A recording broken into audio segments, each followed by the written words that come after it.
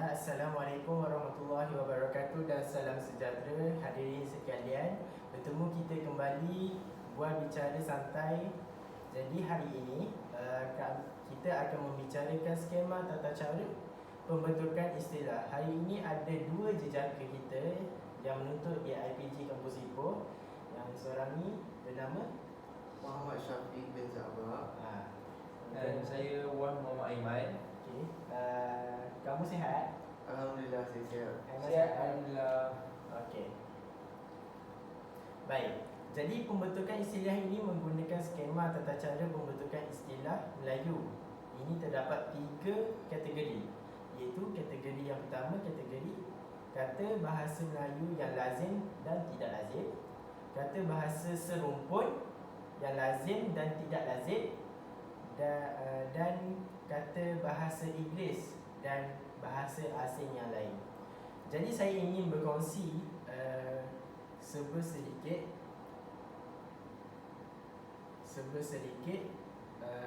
terdapat 7 langkah pembentukan istilah. Yang pertama adalah bahasa Melayu adalah bahasa lazim yang saya terangkan tadi, ada 7 langkah. Yang kedua adalah yang bahasa Melayu yang kurang lazim. Ketiga, bahasa serumpun yang lazim. Keempat, bahasa serumpun yang tidak lazim. Yang kelima, perkataan atau istilah daripada bahasa Inggeris. Keenam, perkataan atau istilah daripada bahasa asing. Yang ketujuh adalah syarat-syarat yang mematuhi langkah ke-6 langkah. Baiklah, saya ingin berkongsi sedikit tentang bahasa Melayu yang lazim. Jadi bahasa Melayu yang lazim ini menggunakan penggunaan perkataan bahasa Melayu yang lazim digunakan dan dikhususkan maknanya untuk mendukung makna istilahnya. Contohnya perkataan laju, perlahan dan tepat. Jadi perkataan ini sering digunakan pakai oleh masyarakat kita. Laju kita tahu laju gerakan, perlahan kita tahu gerakan tu perlahan, dan tepat. Okey, ia berbeza pula dengan bahasa Melayu yang kurang lazim. Bahasa Melayu kurang lazim ini jarang digunakan oleh masyarakat. Contohnya halaju, nyahpujutan dan jitu. Jadi halaju ini berkaitan dengan laju juga, tapi masyarakat kita tidak pernah menggunakan halaju untuk menyebut laju. Jadi nyahpujutan pula adalah perkara yang perlahan. Kita bawa kereta, contohnya kita bawa kereta tu, kita brake. Jadi brake tu adalah nyahpujutan.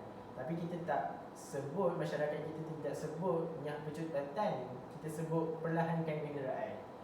Dan jitu, dalam bidang fizik, jitu itu digunakan untuk mengira nilai jarak sesuatu perkara. Contohnya kejituan dalam pembaris panjang tu adalah 1 cm. Atau kalau masyarakat sering digunakan, ketepatan. Seterusnya akan dibicarakan oleh Aiman. Boleh Aiman? Langkah yang ketiga. Okey, baik. Terima kasih kepada Afiq. Seperti yang kita tahu, bahasa Melayu ni mempunyai banyak dialek, dan setiap dialek mempunyai perbezaan ketara dari segi sebutan dan kosakata. Saya akan teruskan dengan langkah yang ketiga, iaitu penggunaan perkataan bahasa serumpun ataupun dialek Melayu yang lazim digunakan pada kini. Terdapat 3 yang kita lihat perkataan yang lazim kita guna. Yang pertama, dermaga. Dermaga ni yang berasal pada perkataan Jawa. Dan yang kedua, labur. Labur ni daripada perkataan dialek Negeri Sembilan. Dan yang ketiga, gambut, iaitu daripada bahasa ataupun dialek Banjar itu sendiri. Seterusnya kita akan tengok kepada langkah yang keempat, iaitu penggunaan perkataan bahasa serumpun atau dialek yang sudah tiada lazimnya digunakan. Contohnya ialah yang pertama, engkaban. Engkaban yang kita ambil daripada bahasa dialek Iban. Dan yang kedua, riam, yang kita ambil pada dialek Johor. Dan yang terakhir, dening, dari perkataan daripada dialek Kelantan itu sendiri.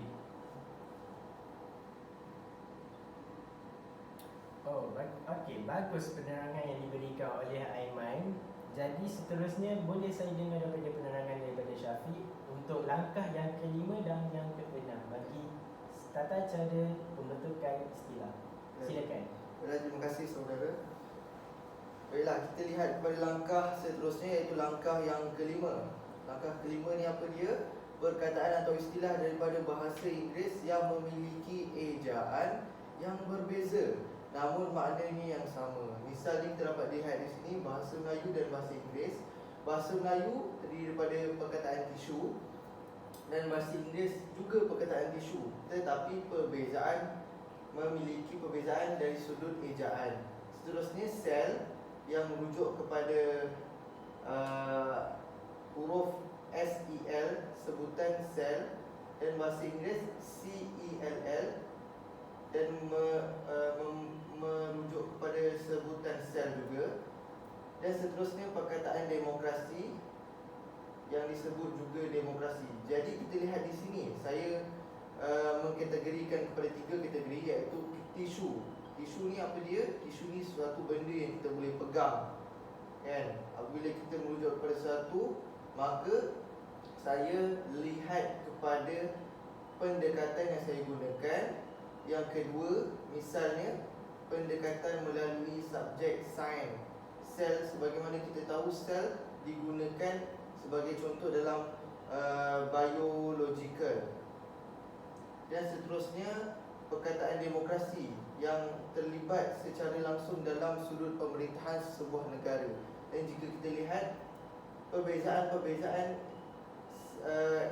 perbezaan ejaan ini sebenarnya membentuk perkataan yang sama maksud, tetapi hanya membezakan dari sudut ejaan sahaja. Itu saja Fiq untuk langkah yang kelima. Okey. Terima kasih Syafiq kerana memberi penerangan yang bagus. Jadi keenam langkah tadi mempunyai syarat-syaratnya yang tersendiri, iaitu pada langkah 7, iaitu yang pertamanya menggunakan ungkapan yang paling singkat. Fiq, Okay. langkah yang cuba. Oh, itu.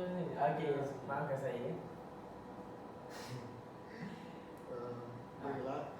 Untuk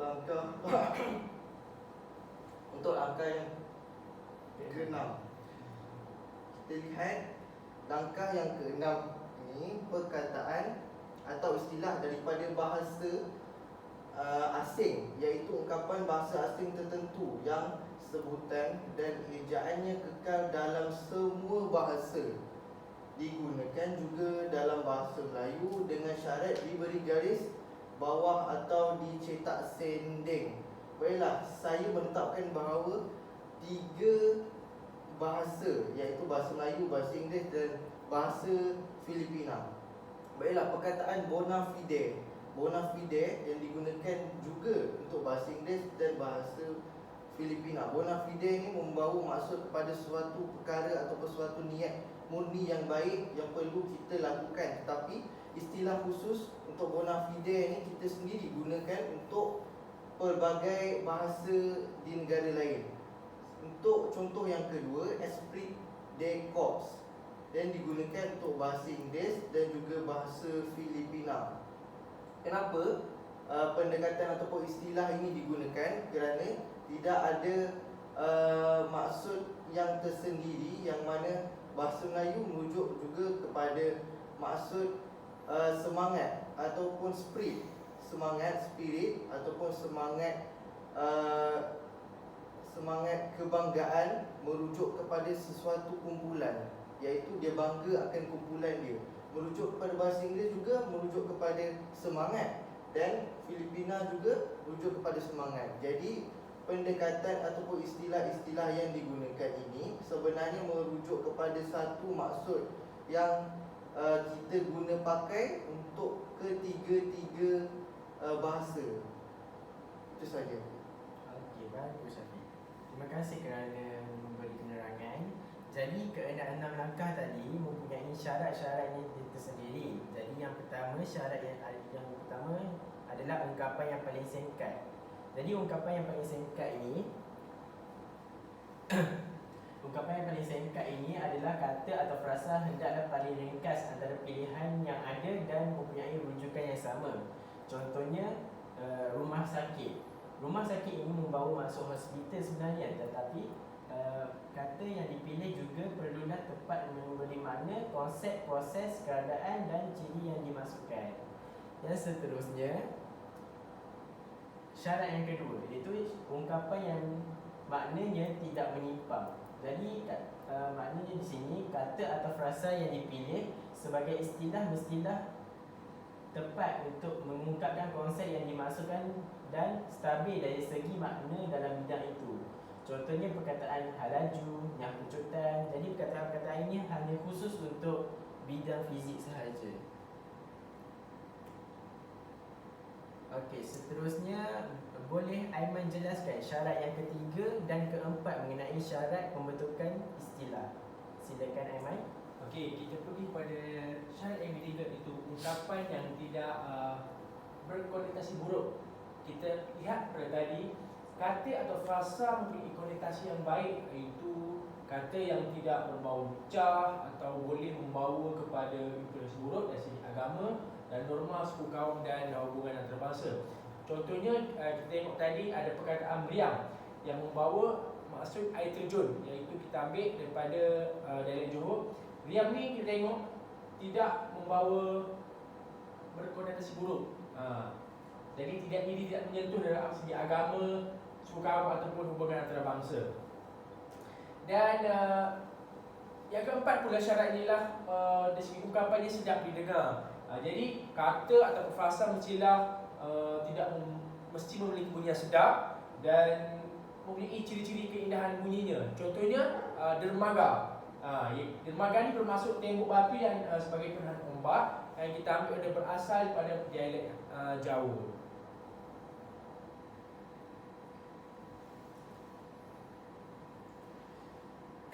Okey, selepas itu dalam skema tata cara pembentukan istilahnya ada proses pembentukan istilah yang terbahagi kepada dua, iaitu melalui proses pinjaman, terjemah dan melalui proses pinjaman. Jadi boleh Syafiq terangkan tentang kedua-dua proses ini? Jadi silakan. Terima kasih saudara. Jadi kita lihat bahawa proses melalui proses pinjam terjemah, iaitu melalui proses pinjam terjemah ini istilah terbentuk daripada perkataan Melayu jati atau bahasa serumpun dengan memberi makna baharu untuk membawa konsep tertentu yang sebenarnya tidak ada dalam bahasa Melayu. Baiklah, saya merujuk kepada tata cara 1 sehingga tata cara yang keempat yang tercatat dalam buku Pedoman Umum Pembentukan Istilah Bahasa Melayu yang merupakan pelaksanaan proses pinjam terjemah ini. Bila kita lihat pula untuk proses pinjam terjemah ini melalui 5 cara, iaitu terjemahan langsung. Contohnya dose yang kita guna untuk sukatan, humidity untuk kelembapan. Untuk penggabungan dua kata umum, misalnya saya gunakan peluru berpandu, iaitu misal periuk api, landmine, dan sudut tepat, right angle. Baiklah, cara yang ketiga, penciptaan kata baharu yang tidak pernah ada dalam bahasa Melayu bagi mendukung konsep baharu. Contohnya kemas kini yang membawa maksud update, tunggakan areas, dan tata rajah configuration. Untuk perluasan makna sesuatu perkataan bagi mendukung konsep baharu juga merupakan cara untuk membentuk proses ini, iaitu sering juga perkataan yang dicipta mengalami perubahan bunyi. Misalnya perkataan hakis, erosion, lawan kikis iaitu correction, biji, seed, lawan biji, ring, kiril, gelap, dark, lawan gelap, opaque.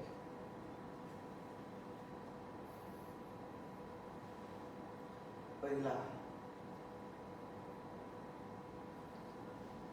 cara seterusnya, mencipta kata baharu dengan gandaan. Mencipta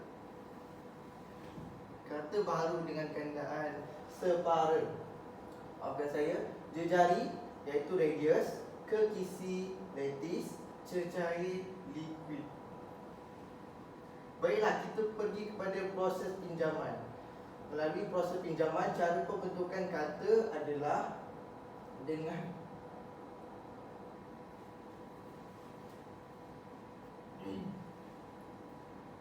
mengambil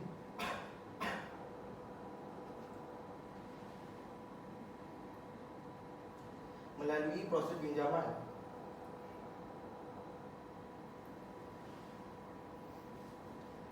Melalui proses pinjaman ni, Aiman cuba tolong. boleh? Silakan. Okey, pinjaman ni kita cara pembentukan dia katalah dengan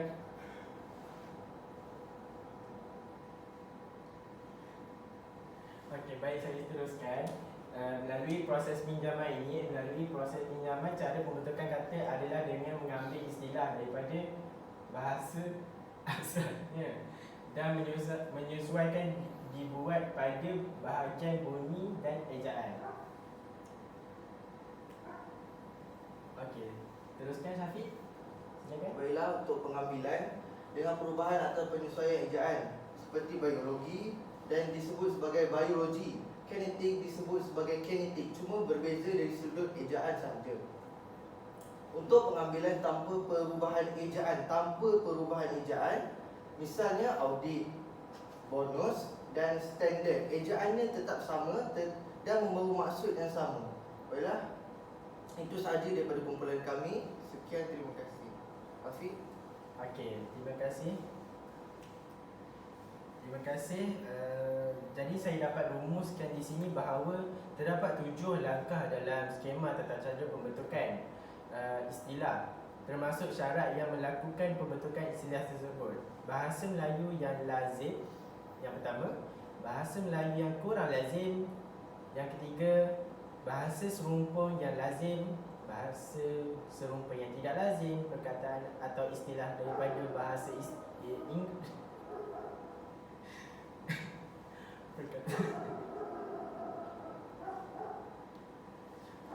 Perkataan atau istilah daripada bahasa asing mematuhi 4 syarat di atas, iaitu syaratnya adalah yang pertama, ungkapan yang paling singkat, ungkapan yang makna tidak menyimpang, ungkapan yang tidak berkonotasi buruk, dan yang terakhir adalah ungkapan yang sedap didengar. Jadi itu sahaja buat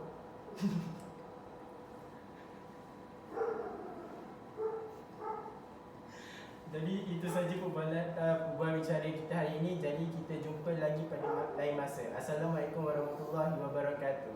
Sekian, terima kasih.